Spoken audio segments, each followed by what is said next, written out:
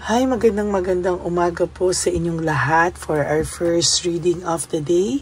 Tingnan naman po natin kung ano po ang makikita natin sa first reading of the day today. Yan, tingnan po natin, kunin po natin ang ating baraha. Okay. Balasahin lang po natin. Napanood nyo po ba yung first, second, third, fourth, fifth reading ko kagabi? Ayan po, talaga naman po, no, ang reading na binigay ko sa inyo ay 5 kagabi, no? Bakit po? Kasi sa nakikita ko po, kaya ko pa po kagabi, no? Medyo na-miss ko po kayo talaga, kaya dinagdagan ko po yung reading nyo kagabi at sana po ay naging masaya kayo, no, na meron kayong 2 bonus reading kagabi, the 4th and 5th reading.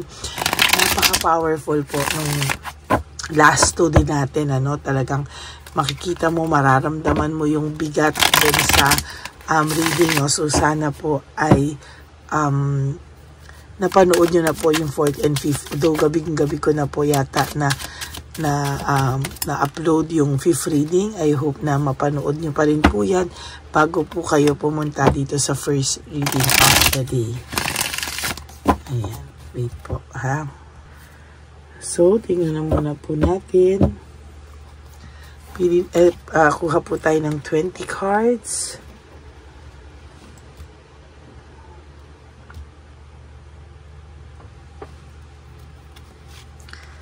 One,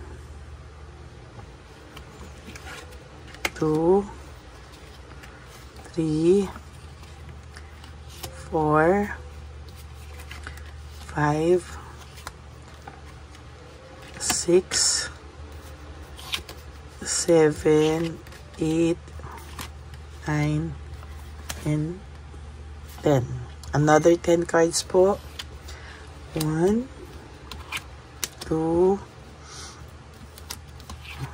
3, 4, 5, 6, 7, 8, 9, 10.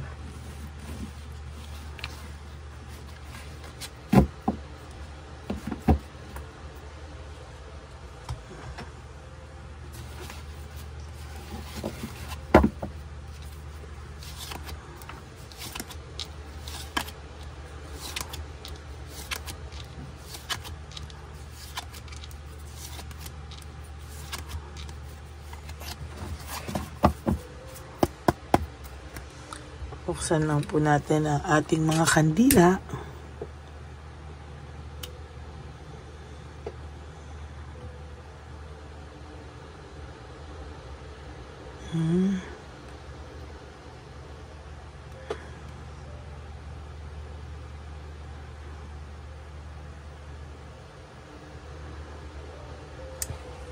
Ayaw nitong isa. Okay. Start na po tayo. Wow, no, for your first card alone, this is all about anger and argument, no? Ito pong taong ito talaga, sinasabi ko po, masyado siyang aburido this past few days, this past few weeks, no? Sabi ko nga po sa inyo, halos lahat po ay nakakaaway niya at halos lahat po ay hindi siya maintindihan ngayon, ano? Hindi po siya maintindihan ng mga tao because siguro itong taong to ay maraming iniisip na aaburido at talagang wala po siyang makasundo sa mga panahong ito, no? Parang lahat po ay gusto niyang awayin, lahat po ay gusto niyang pagbuntungan, ano? Parang lahat na lang kulang na lang po ipabarangay to, awayin din to lahat ng mga nasa paligid niya, no? Talaga pong siya po ay nakikita ko tolero at talagang makikita mo siya na wala po talaga siyang nakikitang tama sa paligid niya, no? Lahat po ay panay mali, sa totoo lang. There is lack of commitment. Talagang nakikita ko na parang wala po siya sa mood, no? Wala po ang taong ito sa mood, wala po siya sa ulirat niya talaga na magpaka-baby boy sa mga panahon to. Talagang siya po ay buwisit sa buhay, siya po ay galit sa buhay, at talagang hindi niya po maintindihan. Samantalang ikaw po ay ini-stalk nitong taong to at nakikita niya po na ikaw ay kalmado, no? For some of you, you lock your profile, kaya nagtitingin po siya sa iba, no? Maybe sa mga kaibigan nyo, no? Baka sakali siya na may makitang post, no? Sa mutual friends nyo, yan, no? Talagang hindi niya po alam, no? There is this laziness, no?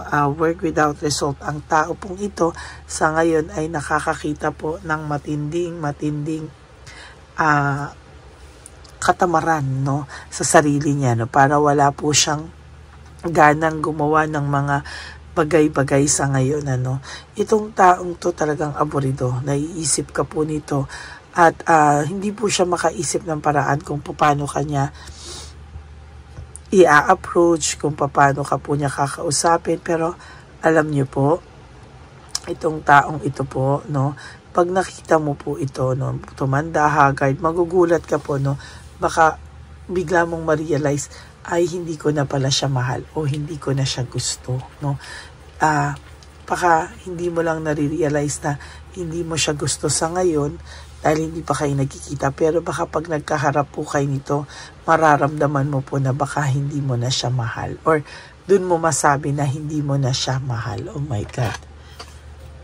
Yan po ang nakikita ko, no? Kasi ngayon parang baka ngayon nafe-feel mo mahal mo pa siya, ganyan, pero bigla ka na lang magugulat sa sarili mo pag nakaharap mo pala to, marirealize mo hindi mo na pala siya mahal o hindi mo na siya gusto. Doon mo marirealize bigla, no? Pag bigla kayong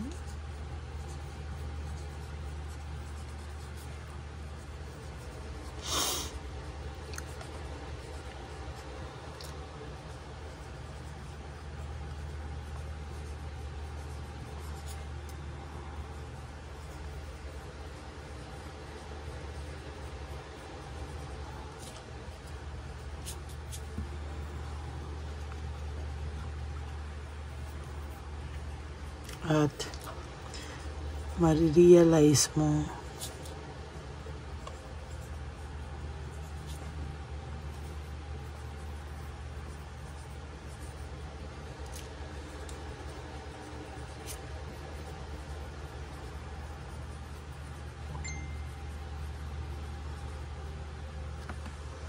pag bigla kayong nagkita at nagkaharap, no, magugulat ka na lang at marirealize mo na hindi mo na pala siya mahal. Ayun yung masakit na part doon, no? Na pag nagkita kayo, doon niya mararamdaman, doon mo makikita na ay iba na pala yung nararamdaman ko sa kanya, no? Hindi na pala ganon. At sa totoo lang ay hindi ko na pala siya mahal, no? Parang sa nakikita ko sa kanya ay hindi na pala ganon kalala yung pagmamahal na meron ako sa kanya. Parang bigla ka na lang magugulat na bakit ganun ang nararamdaman ko sa kanya, no? Doon mo mararamdaman na ay masaya na pala ako, no? Nakasurvive na pala talaga ako, at doon mo lang po mapapatunayan na talagang naka-move on ka na. Actually, pag nakita mo to, baka awa na lang ang maramdaman mo sa kanya, sa makikita mong itsura niya, very haggard, no? Ang daming failures sa buhay, no, naging stagnant ang buhay niya. Parang talagang makikita mo na naging ganon yung buhay niya. Alam mo, marirealize mo yan. Bakit? Kasi hanggang ngayon, ayan, no, wala po siyang ginagawa na anything na bumawi para mawala sana yung sama ng loob mo sa kanya, mawala yung galit mo sa kanya, bumawi siya sa mga masasakit na accuse niya sa'yo, pinagbibintang niya sa'yo, pero hindi, no? The more na ganyan siya sa'yo, the more niya marirealize na, ay, wala na pala talaga. Doon mo marirealize na, wala ka na palang pagmamahal sa taong to, no? Inubos na pala niya. Doon po siya makakaramdam ng self-pity, loss, grief, no? Doon po siya mag-i-start makaramdam ng panghihinayang, pagka talagang maaawa din siya sa sarili niya, na kung kailan siya nagkaroon ng lakas ng loob, dun pala na-realize mo na wala na pala, sagad ka na at naubos na, no? Yung pag-alis pala niya sa buhay mo, baka ma-realize mo pa na isa tong malaking blessing for you, no? At baka talagang kinailangan mangyari yon kasi mas may better na naghihintay sa yung future at hindi pala talaga kayo para sa isa't isa na maiisip mo na okay na rin pala na wala siya sa buhay mo, no?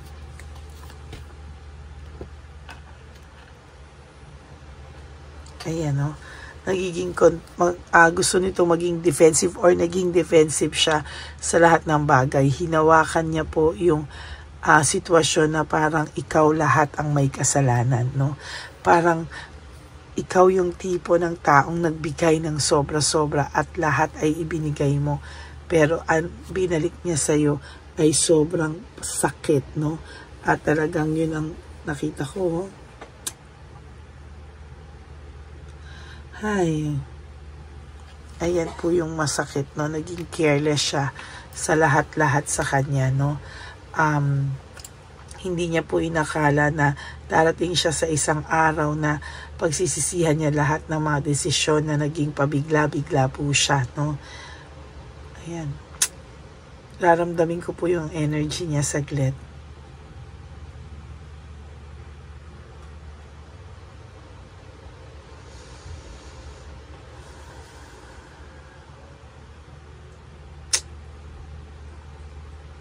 Mabigat po talaga ang energy nitong taong to, no? As a matter of fact, hindi niya po hawak din kung ano man po yung bigat ng energy niya. Talagang nahihirapan din po siya ngayon at talagang mabigat yung energy niya at hindi niya rin po ma-explain sa sarili niya. Oh?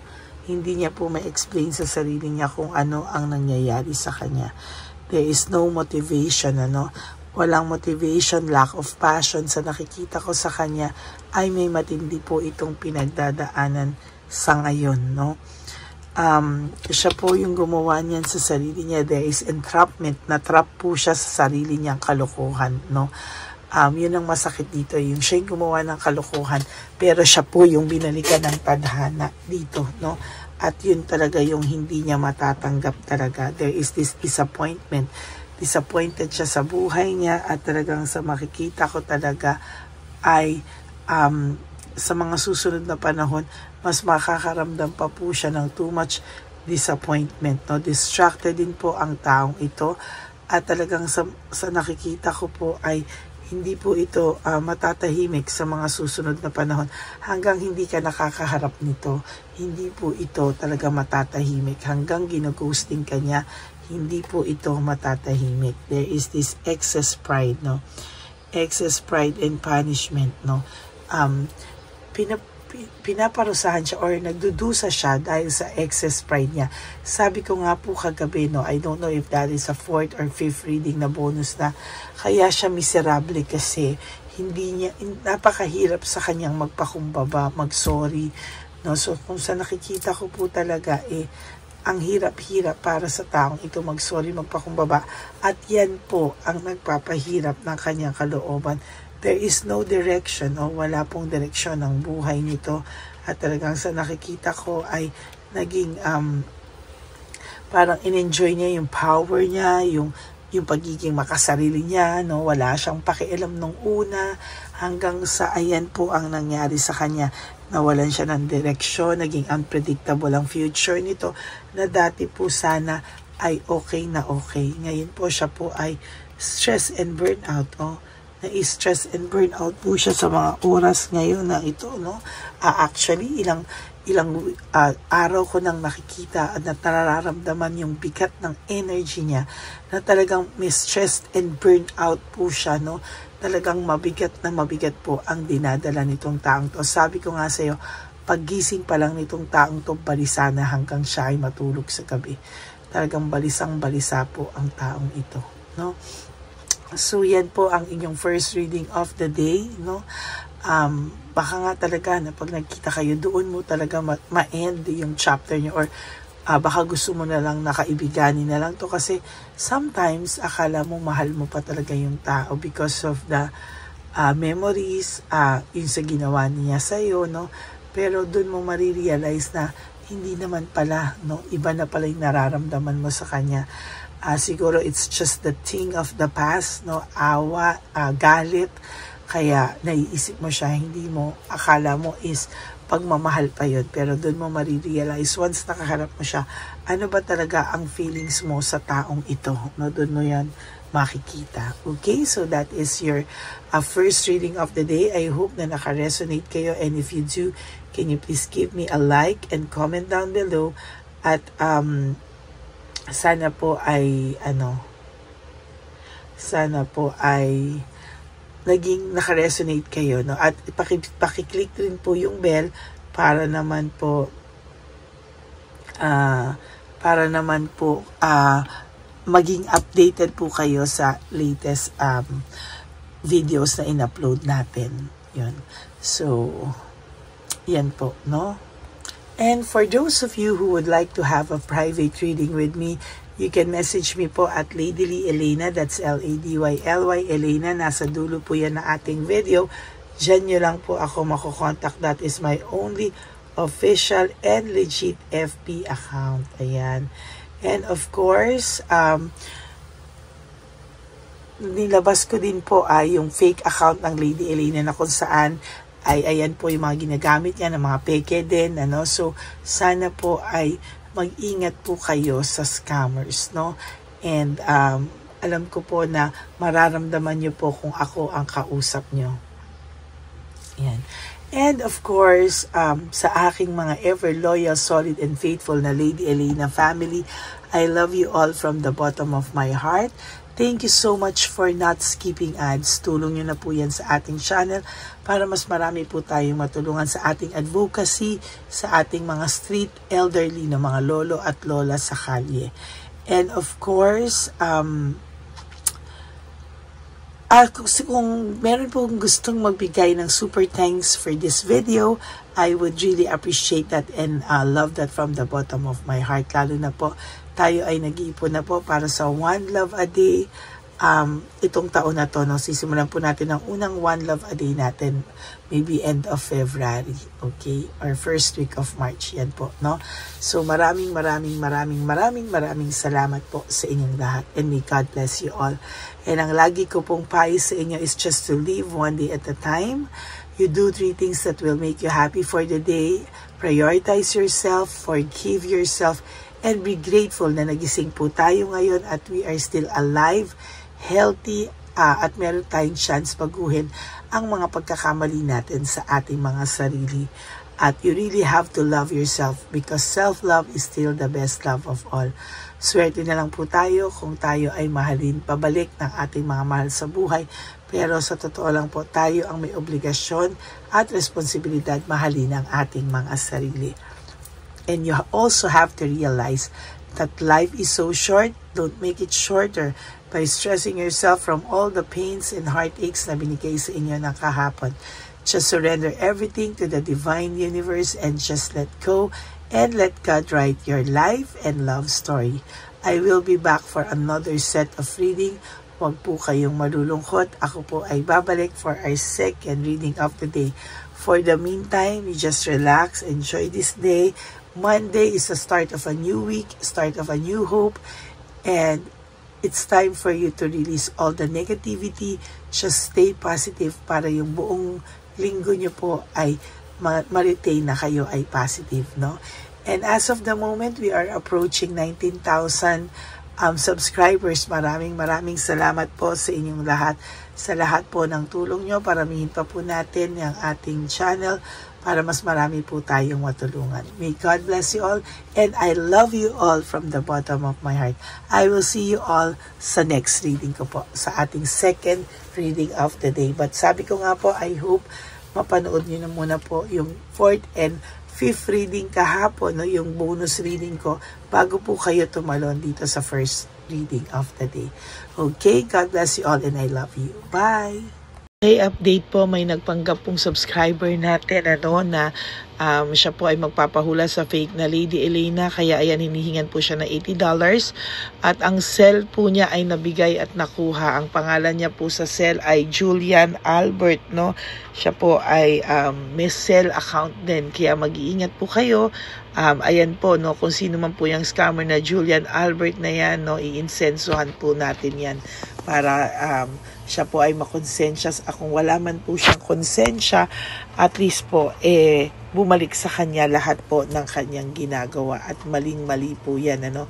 Basahin niyo po lahat yan, makikita niyo po, ayan po ang cell number niya at Julian Albert na yan, ano, para po talagang mai-report din po natin yan na siya ay gumagamit ng cell account na Julian Albert. Mag-ingat po kayo, ayan po yung number niya, ayan po yung pangalan niya. Huwag po kayong magpauto. Nakita nyo naman po, no, napakalayo po ng pangalan ko sa pangalan ng pinagsesendan nyo po ng account o ng pera. Kaya mag-ingat po kayo at beware sa scammer na to. At talagang ayan po, pinost ko po ang kanyang pangalan dito para maging babala po sa inyong lahat. Maraming salamat po. At mag-ingat po kayo, pakireport po ang page na yan, ang messenger niya na Lady Elena. Maraming salamat po and God bless you all. Ayan, sa susunod po makikita niyo yung account niya na ire-report niyo. Salamat po na marami. Magandang gabi po ulit sa inyong lahat. Ako po ay muling nagpapaalala sa inyo na mayroon pong lumalabas sa FB at Messenger account na fake account po, no, nang hihingi po ng $25 through PayPal at hindi po yan totoo. Huwag po kayong maniwala dyan. At pag sinabi mo po na gusto ko pong marinig ang boses nyo or makita kayo, ang sasabihin po ay magbibigay kami ng link, buksan mo yan at pagkatapos ay makikita mo ako. Huwag po kayong maniniwala dahil yan po ay hindi totoo. Yan po ay isang malaking scam na pag binuksan nyo po ay mahahack po lahat sa inyo. Mahahack po ang inyong mga personal details. Lahat ay mahahack. Ako po ay nalulungkot na ito po ay nangyari, ngunit sa talagang may mga tao pong masasama at may mga tao po talagang hindi makatiis na hindi gumawa ng masama sa ibang tao.